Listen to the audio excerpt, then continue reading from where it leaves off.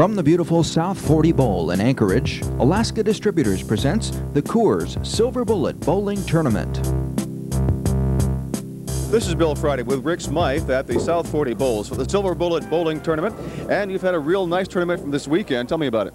We've had a great tournament, Bill. We've had a lot of high scores. We've had a 300 gain. Dana Bachner, our tournament leader, is out-averaged the field by 5 pins. This should be some good matches today. And we'll be back with the finals right after this. This is Bill Friday at the South 40 Lanes, and we are here, both Rick Smythe and myself, and Rick has been a pro bowler.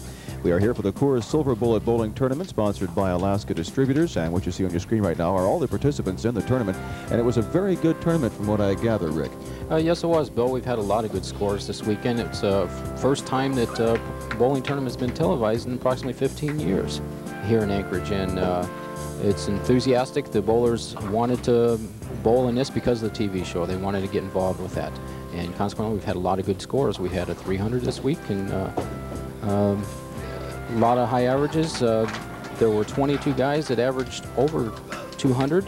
And that's good enough for pro standard, no matter how you look at it. Some real good bowlers in the Alaska area. And of course, we should thank Coors and the folks at Alaska Distributing for getting involved with this. Definitely, it's a good step for bowling. It's a good step for Coors. They see a market out there for the game of bowling. They see the people that enjoy their product, and it's a plus for the game of bowling. I think that after this TV show, there's going to be many more to come. Now let's join the first match. In the 8th frame, actually, Steve is up about 4 pins. So by that one open and turkey that Steve has, he's now leading the match, and he wants this one. Looks like a good shot. Nice ball. All right. Yes, he wanted that one. Yeah.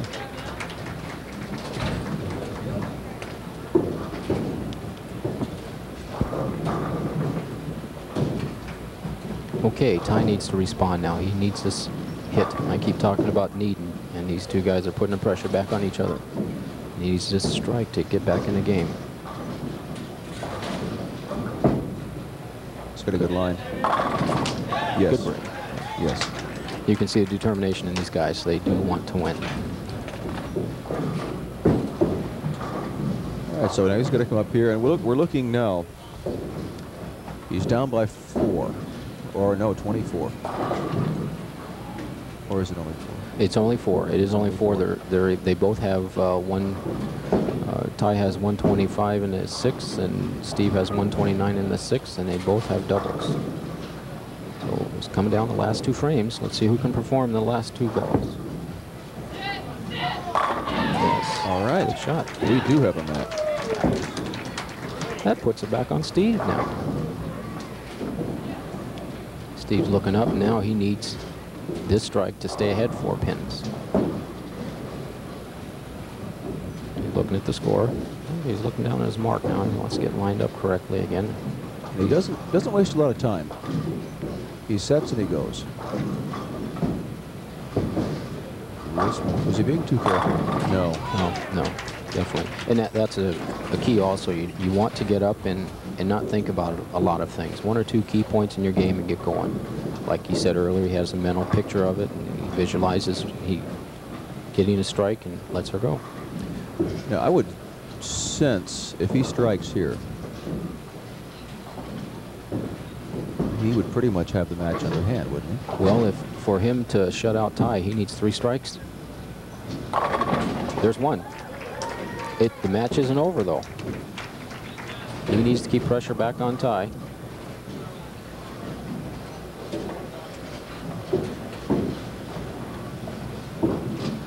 And just looking at him, you can tell he knows. He knows how important this one ball is. That's it. 4 pins separating the 2 bowlers. Excuse me, 14 pins plus for Steve. But he needs this one and 1 more to shut out Ty.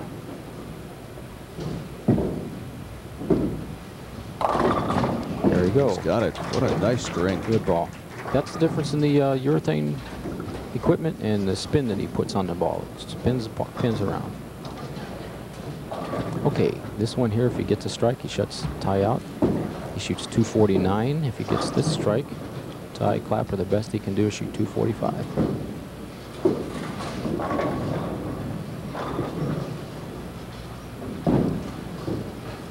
He wants a full count. He just wants to make a good shot.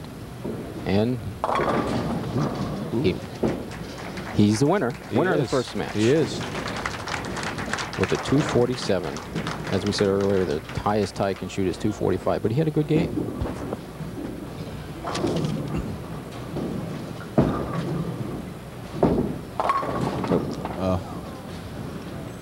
Let up on it a little bit.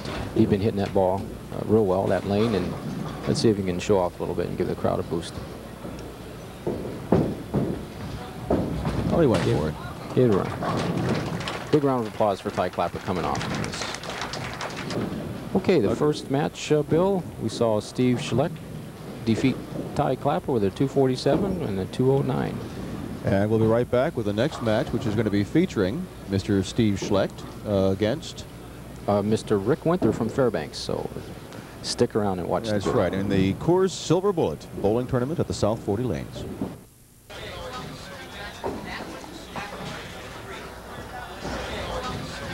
Now let's join the second match in the fourth frame. Now, watch the grip on Steve as he sets there getting ready for his strike ball. He's really, it looks like he's going to crank that all the way around. And there's a result. And we won't have a second ball to describe the difference in grip. Oh, but we can watch it this next one. Watch him wrap the arm underneath him. And he does. Now, when I've been bowling, I have found that when I try to go to a grip such as Steve's first ball, I don't get it through fast enough, no matter how hard I try. Right. Now, is that just a physiological difference, or is that something that just takes practice? It's something that has to be practiced on. Let's see what kind of reaction he gets. Nice ball. He knows where he is. It's something that has to be practiced on. It has a lot to do with the timing involved. When your legs are underneath your body at the right time, you can lift up easier with using your leg muscles. Okay, and Rick wanted us to make sure that we mentioned his wife, Brenda, his daughter, Beth, Laura, and I guess son, Marvin. So, hey, he's on. Nice ball. He is online now. That's 2 in a row. That's going to help out significantly. Yeah, that tells Steve that, hey, I'm not giving up this match yet. We still have plenty of time to go.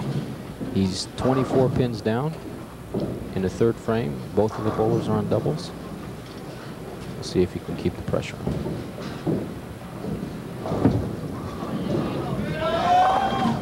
A little wide. Just didn't finish it. Yeah. Might have gotten into the oil a little bit too soon, and it skidded a little further. You remember the first frame on that lane, he was high. He left a 4-7. The next ball, he was a little bit light, and he struck. And then again, that shot, he was a little bit light or to the right some. So he hasn't figured out lane 3 yet. Good conversion. That's a tough spare. The bucket is tough, yes. All right, let's watch Steve wrap his arm underneath his ball. He does that so that he can create more turn, more spin. And the more spin and turn you create, the more the pin is spinning. The more havoc you wreak at the other end, right? Yes. Something like that. There he goes, wrapping that arm underneath the ball. And right in. Good shot. Cleans house. Good shot. He's lined up for sure. One thing I would advise the bowlers, though, if you do practice something like this, to be real careful with your ligaments in your wrist and your forearm. You don't want to damage them. So there are limitations. Exactly. In that some people just cannot or will not be able to throw a cranker such as the one Steve is rolling. Definitely. He's had a lot of practice. A little high. This could open it up a little bit. Yes, and lanes might be breaking down, or again, that was a little soft on that shot. Now, do these synthetic lanes, now the South 40 Bowl has these synthetic lanes, do they break down as easily as the old wooden lanes, or is there a significant difference? There is a difference. The synthetic lanes are smoother. They're not quite as porous as we watch Steve go for a shot. And hence the oil has a tendency to move around on the synthetic lanes and carry down some. Okay, here's Rick. Now he has an open door here through which he could gain a significant advantage if he could string a couple. He needs to get going right now. Good shot. All right. Looks like he's going to take advantage of it if he can.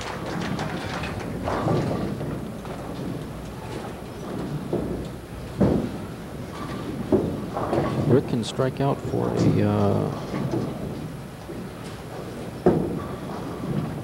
230. The match is not over yet.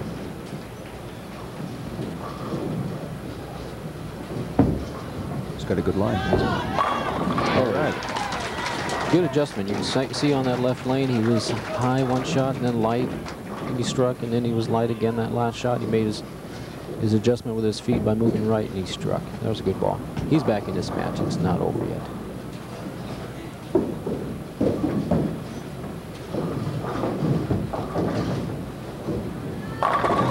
There we go. Real good cover. That's where that spin comes in, Bill.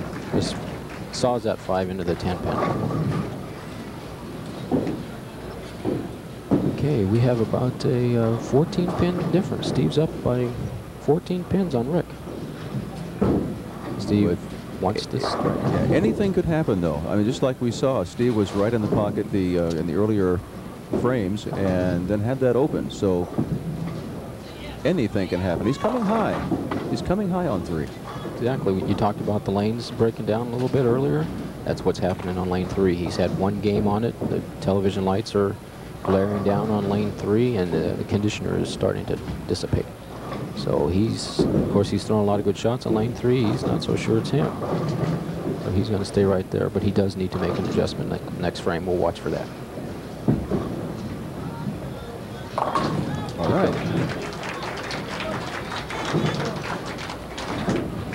Okay, Rick Winther's in the 9th frame on the lane 4.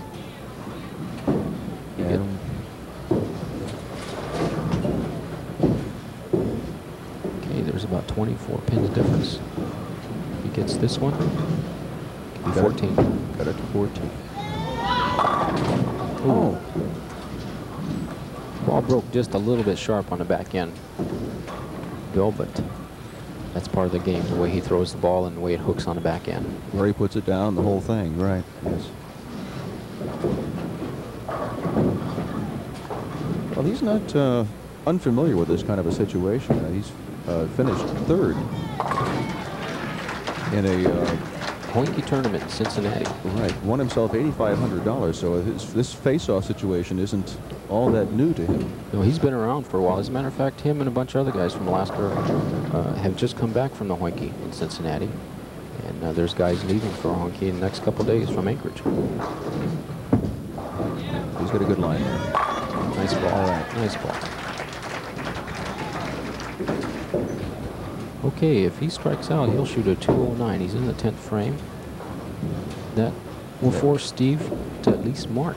This strike here forces Steve Schlect to at least mark when he gets up in the 10th. This is a must shot for Rick Winther from Fairbanks. Oh. Ooh, got a little wide. Good shot, though. He went for it. Okay, the best he can shoot now is 199. Which is his average, which I know that doesn't help much, but still he hit his average, which is what something like a hacker like myself loves to do, just 1 game a night. Whoop! Oh, that's hard to believe. Slid right past it. Right. Okay, Steve Schlecht's now up on the right lane, lane 4 here at South 40, and he just needs a good count. Stay behind the foul line, a good count. Let's watch him wrap his arm underneath the ball again.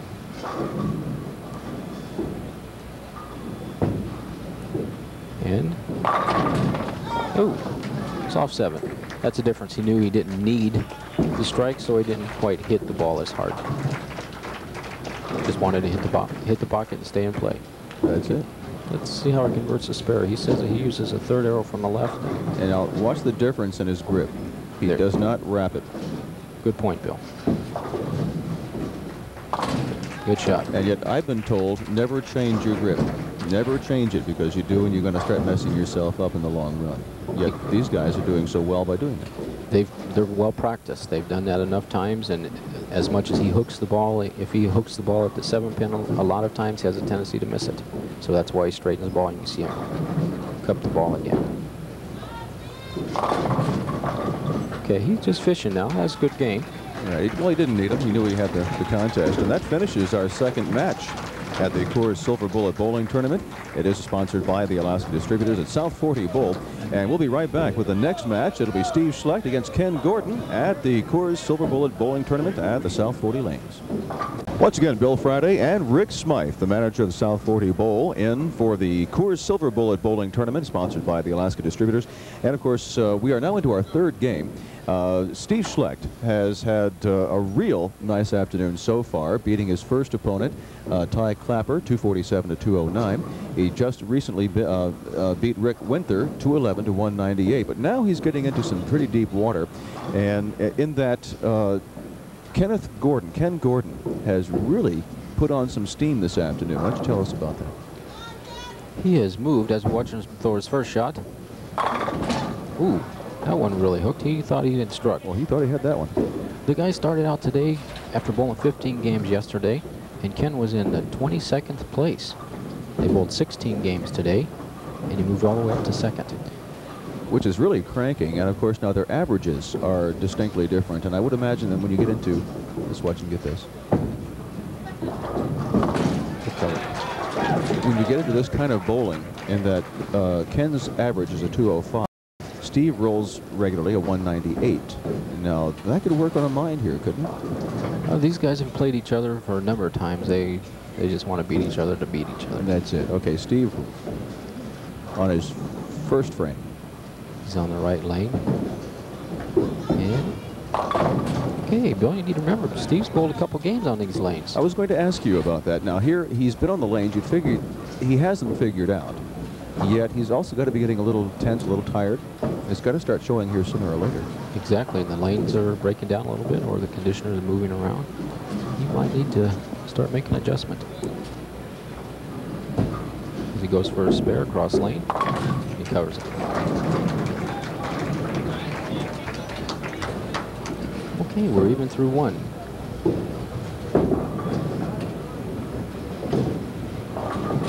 Okay, both bowlers have spares. Steve's up on the left lane. At the end of the last game on the left lane, Steve came up high the last two shots. We'll see if he makes an adjustment. Looks like he might have moved in a little bit. All right, a lucky break on that one. Exactly. He moved towards the center of the lane that time, Bill. Caught a little bit more oil that's in the middle of the lane because he's already dried out the 5 board. So he moved into about 6 or 7 board. And if he happens to make a mistake and throw it a little bit too far left, he hits the dry board that he just made dry and hooks up some. Okay, Ken Gordon's on the right lane. He needs a strike to stay up with Steve. Although it's still early in the match, you can watch him cup his wrist and get his arm underneath the ball like Steve. Well, he cranks that one. And he stays even. He wants it. He does want it. You can watch Ken throw the ball a little bit further out on the lane or loft the ball. He turns the ball so much it helps make the ball skid a little bit further. That actually gives him an advantage then by lofting it out there? Exactly. As the great Mark Roth says, the ball doesn't hook in the air. I like that. Okay. And what was it he was saying, Ken was saying about when he needs that perfect ball? When I asked him earlier, he says, all I want to do is carry the back row. Just think back roll. So you can put a little pressure on Steve. There you go. No doubt, no doubt. Is he enthusiastic or what? I believe he wanted that one. I think he did. He's pumped up. And that does put some pressure on Steve, although he's had 2 very good games. Like I was saying earlier, he probably is getting a little tired. And he probably went to school the last time he was up on lane 4. So we'll see what he learned. He should move to the right a little bit and catch a little more oil and see what happens. See the ball skid further down? Nice shot. Follow it up. I should get paid for coaching a little bit here. Really? Okay, these two guys have bowled each other for a number of times, and they know what's going on. They both have spares and a couple doubles, or 2 strikes. They both know it's going to take 230 to 240 to win this match. And then hackers like me would just love to get that once a year. Look at this. Nice and smooth. He's staying right there on the 7, isn't he? And again, he gets that nice lucky break. It's the same thing he did last time on lane 3. Exactly. He's made his adjustment. The lane is still hooking a little bit for him. How long can that luck hold out, though? Because you know coming across to get, what was it, the 4? The 6-8. He tripped the 6-8. 6-8. Okay. He's either going to have to make an adjustment or throw the ball a little bit harder, or like Ken does, he throws it out in the air a little bit. Okay, let's watch him plant. All right, so Ken's up there. He's got to get this to stay even.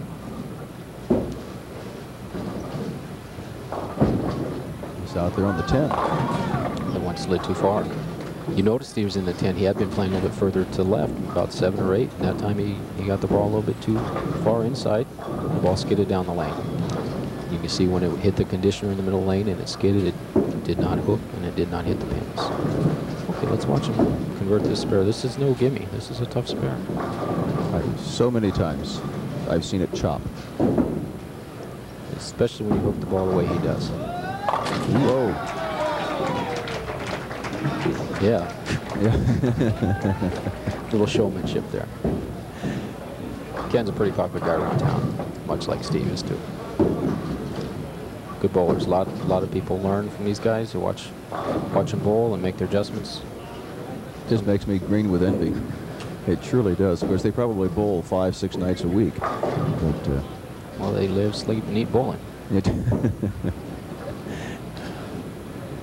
Okay, Ken's looking down at his feet. Maybe made an adjustment.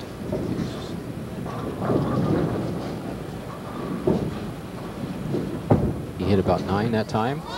There you go. That's working on 3. He does want this. Yeah, remember, Ken came up from 22nd this morning, so he still might have some of that adrenaline flowing in those veins. Okay, Steve, I think, can feel a little bit. He needs to start making a good shot on this right lane. All right, so now Steve is up by 3. Let's see if he can add to that.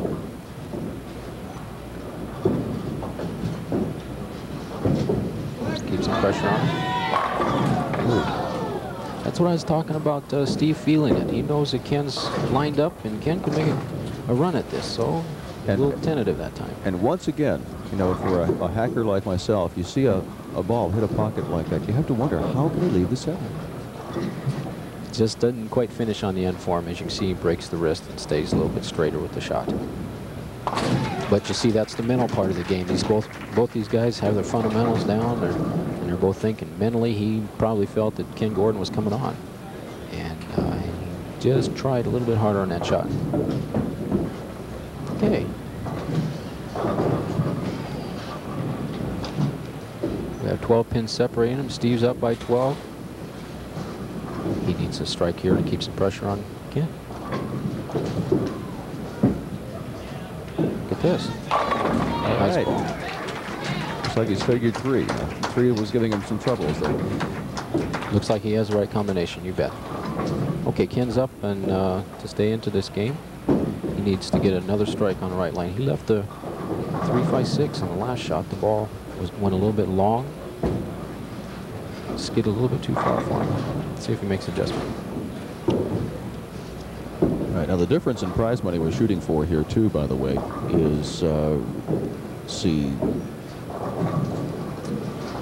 third place plays $325, and of course we're shooting for number 2 shot here, or slot. And he carries it. All right, $500 is the difference between number 2 and number 3. So this is not just an afternoon of bowling. They're after some hard money here. Not only that, Bill, whoever wins this match has an opportunity to catch the $1,000 first place. That's a true story. And whoever doesn't catches third. Well, whatever. Either way it goes, that pays for a lot of bowling later on down the pike, you know. Okay, I talked about earlier about Steve knowing that, or feeling that Ken Gordon was coming on. You can see Ken sitting there thinking about his shot. He wants this ball. And as we talked about earlier, he's probably just going through his mind, just let me carry the back row. He already knows or feels that he's going to hit the pocket. He feels like he's going to make a good shot. Now listen, Steve, when he goes back to his seat, I'll go back and watch this. That's a good ball. He's carried it. Yes, that's it. He wants that one.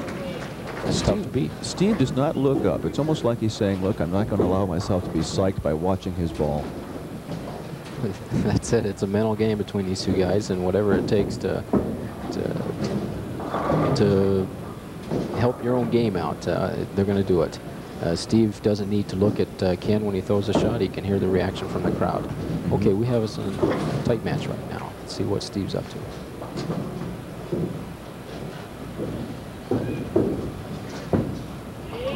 And All right. there you go. That's a sign of a true champion coming back. He's responding.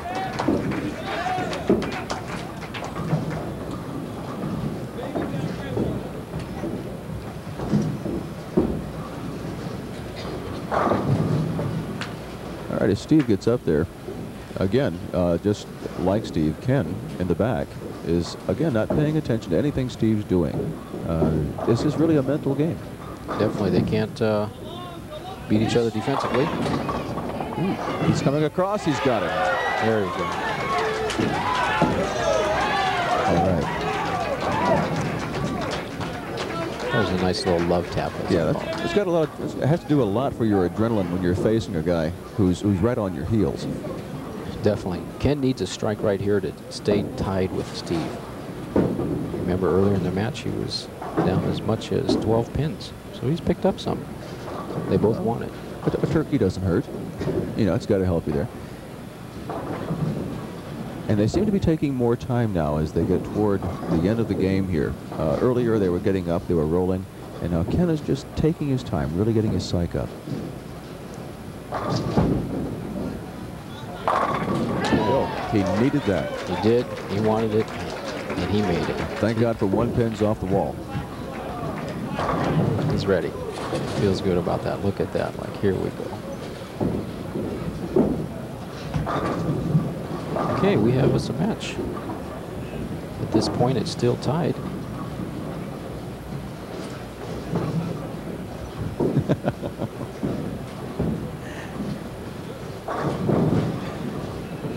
All right, we're tied at 169 through the 7th.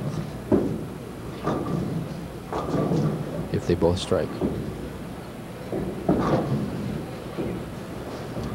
right, so Ken needs to continue the pressure. He's got a good ball. Nice Cleans shot. house. Yeah, he wants that. They're putting on exhibition. Now that is the perfect strike. He goes right back into the pit, nothing flies high, just pushes him straight back, right? Exactly. Had the right speed on the ball, right tempo. Ball stayed in play. It's a good shot. Put a little pressure back on Steve.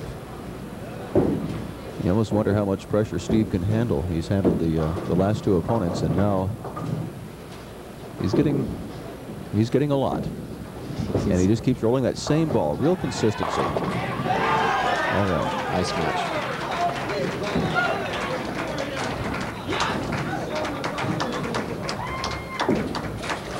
Okay, we're getting down the 10th frame, Bill. It's going down to the 10th.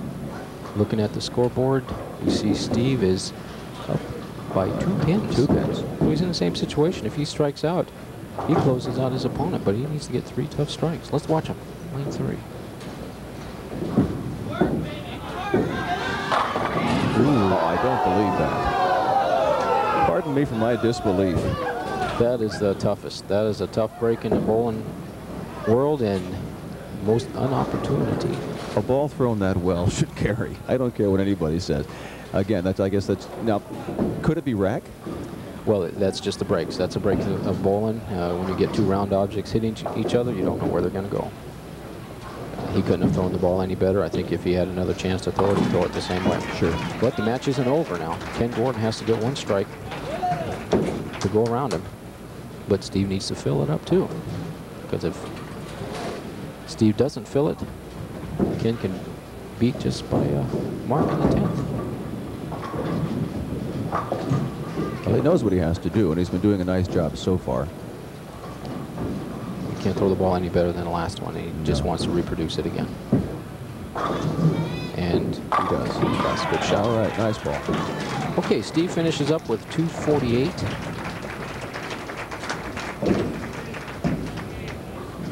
Okay, looking at the scoreboard. Ken has a potential 259 if he strikes out. But he does need the first one. Needs either first strike or a good count. Good count being 9.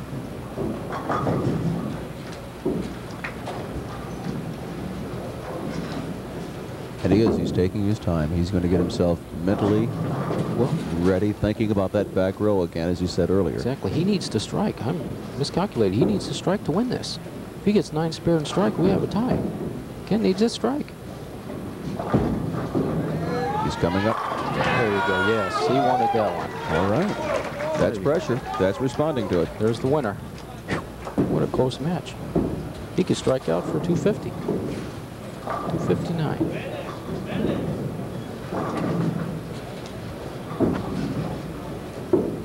Okay. Let's get up here and see what he needs. Okay, he needs 9 spare. He does need the spare.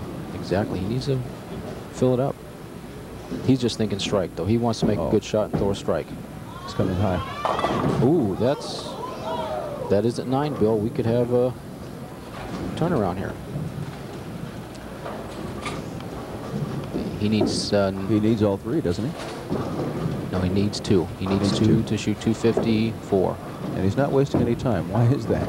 Well, he just knows he got it. He did. Yeah, he knew he had it. He shoots 250, 253 to 248. That's a tough one for Steve to lose. To roll a 248 and lose. That is tough. Anyway, that wraps up the third match of the evening at the Silver Bullet Bowling Tournament. And of course now Steve, who has done so well earlier, is going to have to take a back seat. Ken Gordon is going to take on the tournament leader, Dana Bachner. Is that how you pronounce it? And we'll be right back with that match and in the Coors Silver Bullet Bowling Tournament at the South 40 Lanes. Friday, and Rick Smythe, the manager of the South 40 Bowl, in for the Coors Silver Bullet Bowling Tournament, sponsored by the Alaska Distributors, and this is for all the marbles. We have Ken Gordon, who won the last match against Steve Schlechter, and he's facing the tournament leader, Dana Bachner, Dana Bachner. Bachner, who you just saw throw a real solid ball that left the 7 on the lane 4, and Dana really was hot for this tournament. Boy, he has just been super. He's just about lapped the field if you can lap someone in bowling. He's out-averaged his nearest rival, Ken Gordon, by 5 pins per game over 30 games. That's quite an achievement. And they're sitting with the same average. And interesting to note as we watch this ball as he picks up his 7. Very carefully. That Dana mentions that Ken is his biggest rival in this tournament. And that could be why both of them are there. They both sensed something was happening here. Dana bowled extremely well, and Ken came, like we said earlier, from 22nd place last night to qualify into 2nd position. So he made quite a move. Let's see. And he demonstrated a lot of internal fortitude, as it were, against Steve. So we'll see what he does here. And immediately jumps out in front. We're going to have a good match here. He's wired. Just the look in his eye. He is wired. He's pumped up. He's ready to go. They both. He knows Dana can strike. Dana can strike off the sheet, as they say in bowling. He's capable of striking out anytime. Striking off the sheet means striking out. Just finishing a nice perfect game, huh? Which we did have. We had a perfect game in the tournament. Yes, Eddie James shot at 300 earlier today, and he threw great shots. Listen what you can. Lane 4.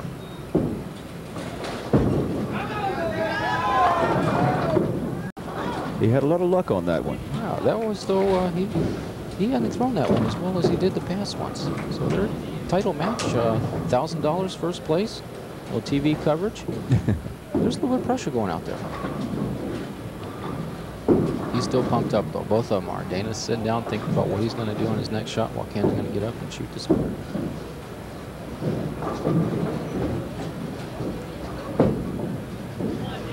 Good cover.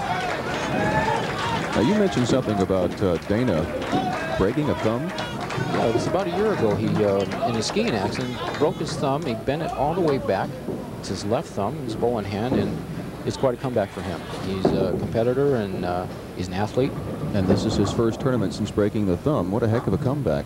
Here he is in the finals going for $1,000. Had the high average for the entire tournament. Let's see what happens. He's ready. that brings it even again. Now, he doesn't seem to put as much crank on his ball as does Ken. Yet he seems to get the same reaction down there. Crank? Well, it's 2 different ways to skin a cat. Is that what they say? Is that it? Dana's more of a stroke player. He doesn't throw the ball. He strokes it down lane, where Ken, as we watched earlier, has in his game where he throws the ball further on the lane and straps it up, as they speak. So let's watch Dana here. It seems like that's the way to play these lanes. So just nice stroke, even throughout the match. You can watch him get started nice and even into his approach. Just puts it down. And he's going to give Ken something to shoot for here. He's been doing that the whole weekend. He's just both phenomenal. Okay, Ken still has that adrenaline, though. He's not going to get it. Oh, he's got that glint in his eye. He's looking at somebody back there. Okay, he's there. He knows that he needs a strike to get back on line with Dana Bachner. Both these guys are capable of shooting anything, so they're both pushing each other.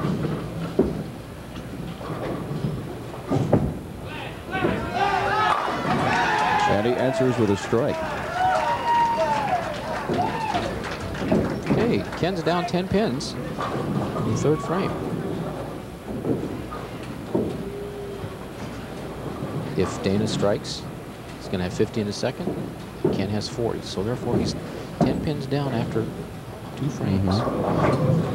It's really something to be down already, especially against this guy. But they're both pumped up. Ken's getting ready to go out on a PBA summer tour, so he's using this as a springboard.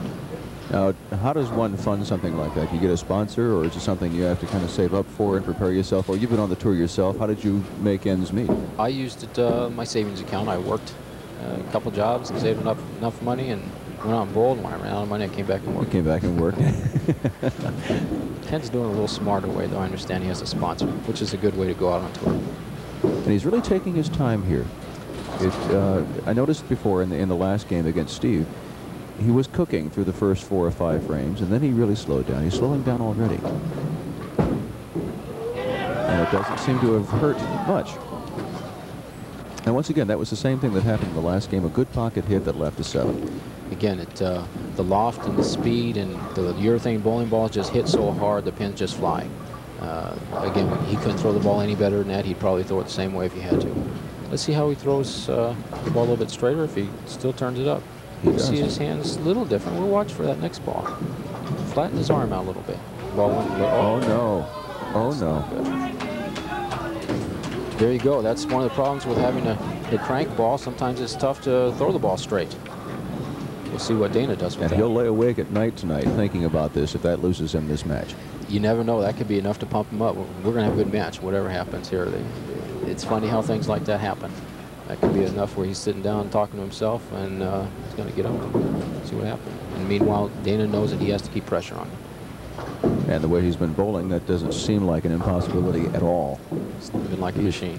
Real smooth. And he does. Good relaxed bowler.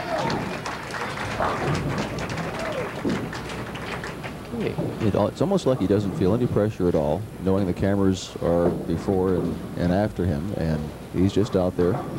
I've talked with him, and he's had some prior experience on the TV before, so apparently this isn't unusual for him. Really, he's had some experience. He's a cool customer anyway. He's real competitive. He's just a tough bowler. It's a good game to watch. It's a good guy to learn from. I'll tell you, the Pro Bowling Tour has nothing on what we're doing here today. Just looking at the winning scores. They could be competitive out there, as we see. A little high. Look at that. Yet he carried it. Now, why is that? That's what happens when you're bowling well. You carry everything. But he did. He threw a good shot on that. He threw in the area that he was trying to shoot, and it's just been tough. Of course, he has a little bit of drive after that thumb injury. He wants to make sure, let everyone know that he's back. And he's back with a vengeance. Okay, now, this puts Ken down some 30 pins. At least he's more like 32 pins or so. He's got to get back in this ball game. We're halfway through. Uh-oh. Feels like he's just pushing it. Just trying a little bit harder. He's come a long way today. Let's see what happens. Now, correct me if I'm wrong, and noticing how Ken was bowling before, and when he released that ball, he was forcing everything. He was using all arm instead of allowing the ball to work. Is that That's a good point. That's the difference between the two bowlers, too. Dana's a stroker and Ken's a cranker. Ken throws the ball where Dana strokes it. He's going to cover that. He does pick that up. Good shot. And that's not easy. That fence is not easy. I've seen the I'm trying to think of what pens we have here, but I've seen the 4 push around the 7 so many times in regular league play. That's the problem with that spare. There's 1,000 ways to miss that one. Okay, Ken needs to. He's got to come up with a strike here. If he doesn't get going here, then Dana's going to run away with it. Which would be appropriate considering what he did with the tournament. He's done. He's run away with the rest of it, right? He's got it out there. Yeah, good shot. He says I'm still in, so it's not over. Halfway through.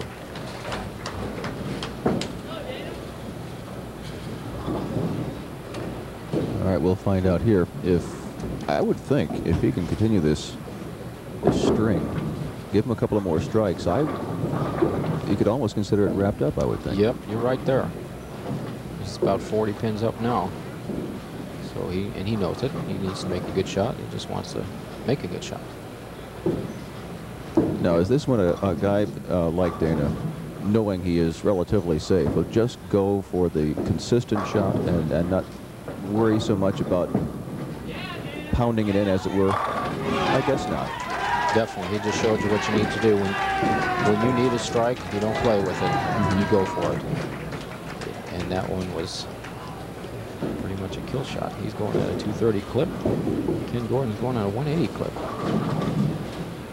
But the match isn't over. And that's what we noticed before in one of the previous matches. It looked like it was really going to be a runaway, and then we had an open, a sudden high hit. That's the thing about bowling. You can never give up, and that's why when you need a shot, or you need to make a good shot, or if you're way ahead, you don't want to play around. You want to make some good shots, and that's what Dana's thinking right now. He knows he has Ken on the ropes, and he wants to make a good shot. Let's see what happens. To the light, and he carried it. That's how you win. That's how you win, Bill. That's how you win the tournaments. Love Pat like. Sorry about that, Ken, huh? These guys are good buddies. They've been bowling each other a long time. Good sports. Yeah, well, Ken knows what he has to do. And yet now he's not taking as much time as he did earlier. Well, he knows he has to strike out and hope that Dana stops. And get that momentum going.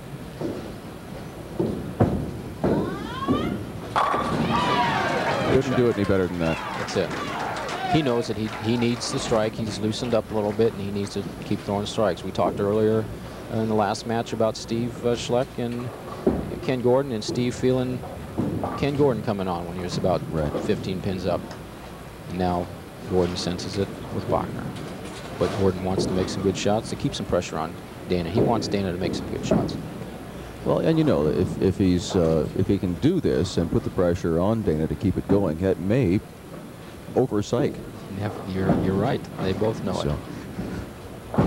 He's got a good ball. Yes. Good shot. Now, you've been in a situation like this yourself.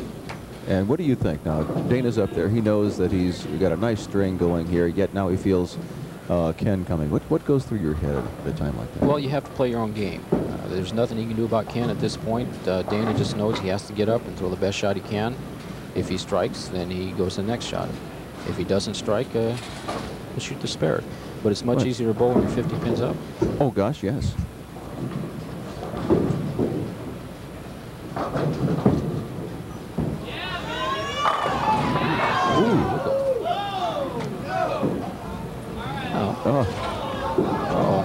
No one can believe that one.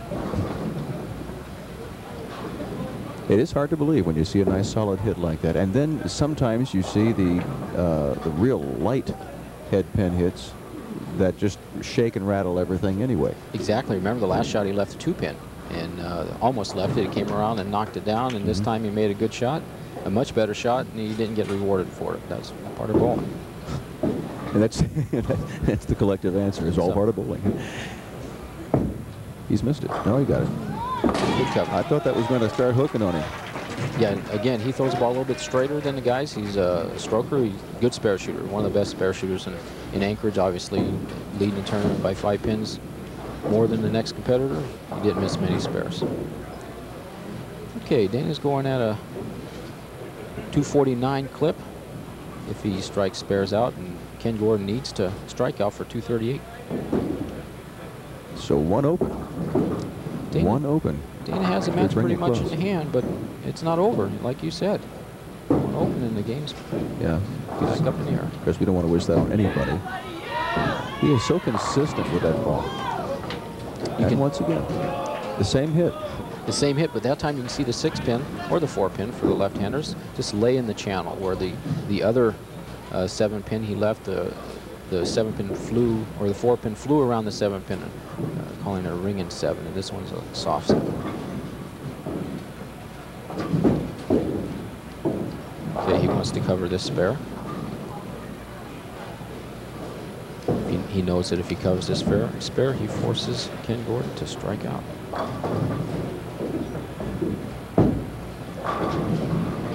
Good spare, good cover.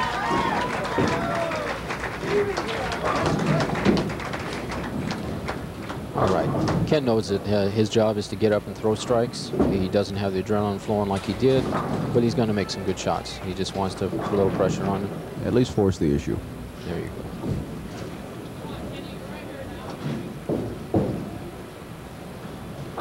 As you can tell, the tempo is a little different.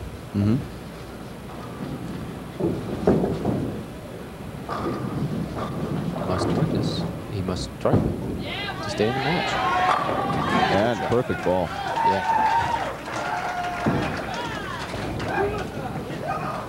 It's very interesting, you know, how you bowl in league, and you obviously are watching what's going on, but you sit here where we're sitting right now. The game takes on an entirely different complexion. I mean, you can see what's happening. Definitely, it becomes a mental game to those guys for sure.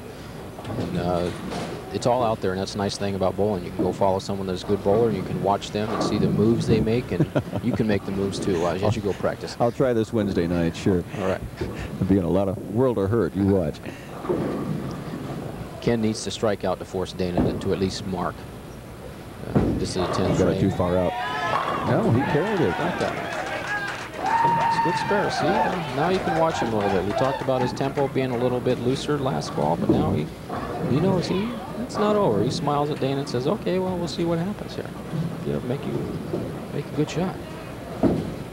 This one, I believe you'll see a little different. See, he's taking a little more time. He wants this shot. He knows that this is an important one. He'll be there. He's either going to leave a ring in 10, or excuse me, a ring in 7, or he's going to flush him. Put all 10 in a pit. His tournament's come down to this one shot.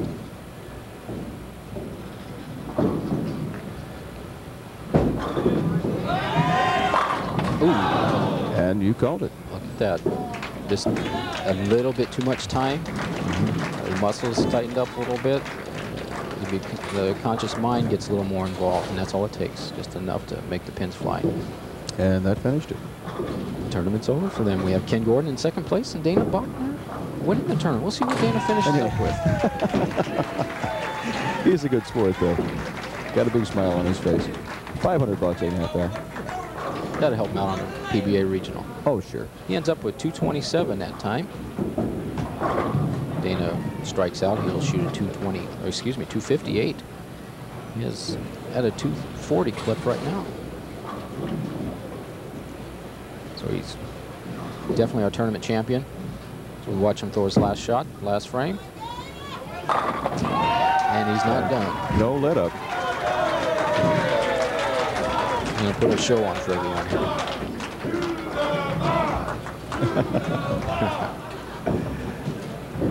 Crowd behind helping out a little bit. The rooting section. Okay, if Dana gets this strike, he shoots 250. He's pretty loose. You can see now the air is more relaxed. There's not quite as much tension. It's over.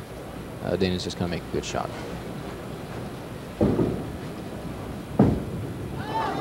Just as consistent as you'd want.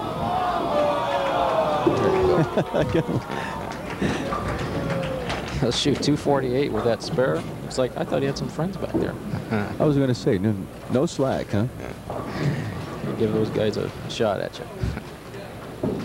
With this spare, he shoots 248.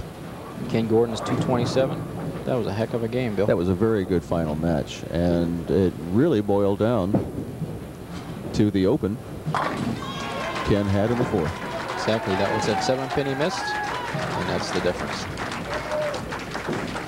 And that is the final game of the match. We know who the tournament winner is. That's Dana Bachner. And we'll be back at the Coors Silver Bullet Bowling Tournament, sponsored by the Alaska Distributors, at the South 40 Bowl with the check presentation right after this. Hi. In any kind of weather, bowling sure a pleasure. South 40 or East 40 today.